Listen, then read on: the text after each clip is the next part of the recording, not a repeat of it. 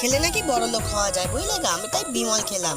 High বন্ধুরা, কেমন আছো? অনেকদিন পর ব্লগ করতে বেরোলাম, জানলে গা। আজকে একটা ছোট্ট কাজে বেরিয়েছি, কিন্তু কাজটা ছোট্ট হলেও কিন্তু অনেক গুরুত্বপূর্ণ, জানলে গা।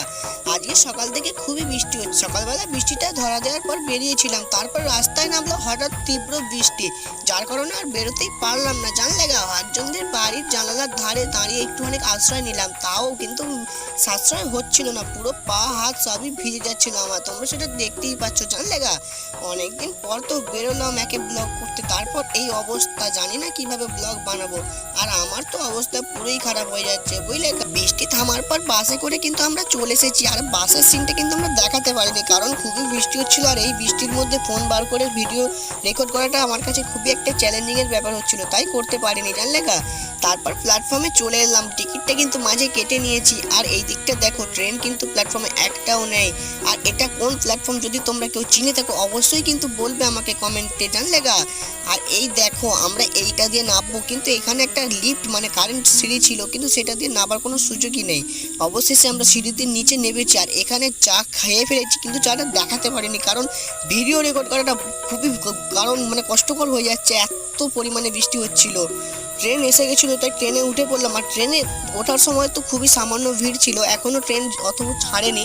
কিন্তু দেখো, তোমরা দেখতে পাচ্ছ এটা স্টেশনের নামটা তারকেশ্বর স্টেশন। তারকেশ্বর তোমরা অবশ্যই চিনে থাকবে, যেখানে শিবের ধাম আছে। আর আমাদের ট্রেনটা কিন্তু ছেড়ে দিয়েছে, জানলে গা। আমরা এই ভেতরে হাওয়া খেতে খেতে এবার যাব, দেখি কতটা মাঝ রাস্তায় ভিড় হয়। আশা করছি একটু ভিড় হবে, কারণ আজ সকাল থেকে বৃষ্টি হচ্ছিল, এইমাত্র জলটা থেমেছে। আর দেখতেই পাচ্ছ ইতিমধ্যে পরবর্তী স্টেশনেই কিন্তু ভিড় হয়ে গেছে, এতটা ভিড় কিন্তু কি বলবো, বাঁদরের মতন ঝুলতে ঝুলতে যেতে হচ্ছে আমাদেরকে। আর বাইরে বৃষ্টির ঝাপটাও কিন্তু আমাদের লাগছিল, জানলে গা। আমরা কিন্তু চলে এসেছি এখন হাওড়া স্টেশনে। হাওড়া স্টেশনে যে ছোট্ট কাজটার জন্য এসেছিলাম, সেটাই তো অপেক্ষায় রয়ে গেছিলো, তাই না? এই অপেক্ষায় থাকো, তোমাদেরকে অবশ্যই দেখাবো আমি কি কাজ এসেছিলাম। হাওড়া স্টেশনের কাজটা মিটিয়ে কিন্তু আমরা ট্রেন ধরার জন্য এখন দাঁড়িয়ে আছি। আর এটা আমার বন্ধু, এ কিন্তু কিছু বলতে চাইছিল, এর ভয়েসটা রেকর্ড হয়নি, কারণ আমার ভয়েসটা রেকর্ড হচ্ছিল না ঠিক, আমি পরে ভয়েস ওভার করছি। আর বলতে না বলতেই দেখো ট্রেন চলে এসেছে, আমরা তবে যাবো ট্রেনের দিকে। তার আগে ট্রেনটাকে আগে আসতে দিতে হবে, তাই ওয়েট করে নিলাম কিছুক্ষণ। আর প্রচণ্ড ভিড় হয়েছে, দেখি এইমাত্র ট্রেনটা আসলো, আশা করছি ফাঁকা হবে, জানলে গা। যাই তাহলে সামনের দিকে, দেখি কি হয়। ও বাবা, এখানে আবার দেখতে পাচ্ছি দূর থেকে কেউ যেন গিটের গোড়ায় শুয়ে আছে, বুঝলে গা। তোমাদেরকে দেখাচ্ছি, দাঁড়াও, একটু তাড়াহুড়ো করে যাই, আবার সে বাবা ক্যামেরাটা দেখতে পেলে অসুবিধা হয়ে যাবে, জানলে গা। একটুখানি ওয়েট করো। আর কি যে বলবে, এই দেখো লোকটা রাস্তাতে মদটা কে কেমন ঢোকার গেটটাতে শুয়ে রয়েছে, জানলে গা। এইসব মানুষগুলোকে কি বলবো, ট্রেন থেকে ফেলে দিতে ইচ্ছা করে, কিন্তু কি করবো, আমি যে পারি না, মানুষ মারবে আমাকে, জানলে গা। আর এই দেখো, আমার জন্য জানলার ধারে সিট কিন্তু খুবই অপেক্ষা করে, আস্তে আস্তে জানলার ধারে সিটটা আমি কিন্তু ধরেই নিলাম, জানলে গা। আর আমার বন্ধু হাই বলে তোমাদেরকে দূরে সরিয়ে দেওয়ার চেষ্টা করলো, কিন্তু আমি তো আর থামবো না। আর এই হলো সেই জিনিসটা যার জন্য এত দূর আসা। এই চাবিকাঠি, কিছু চাবিকাঠি হলেও কিন্তু এর মূল্য অনেক অনেক অনেক বেশি, যার কারণেই এত দূর ছুটে আসা।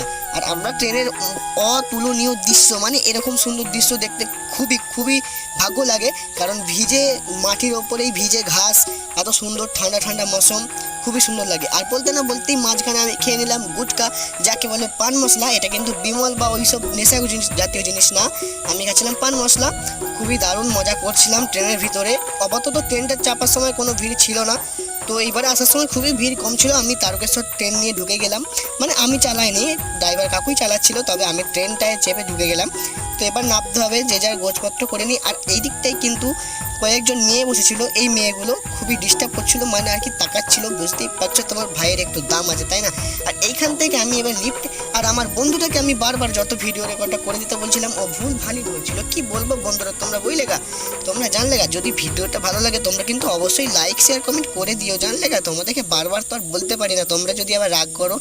পিছন থেকে এই মেয়েটা কি জানি না দেখছে আমার প্রতি, বুঝলে গা, তাই একটা ভিডিও রেকর্ড করে নিলাম। আর তোমরা যেন এটা উল্টো পাল্টা ভেবো না, এটা বাড়ির জন্য খেজুর আর কিছু লিচু নিয়েছিলাম। আর এই দেখো, এই টেডি বিয়ারগুলোকে আমি যত দেখি আমার মনের ভিতরে ধুকধুক করে। অবশেষে আমি টেকার ধরে বাড়ি ফেরার জন্য উঠে পড়লাম। আর আজকের ভিডিওটা এতখানি, কি পরের ভিডিওর জন্য অপেক্ষা করো।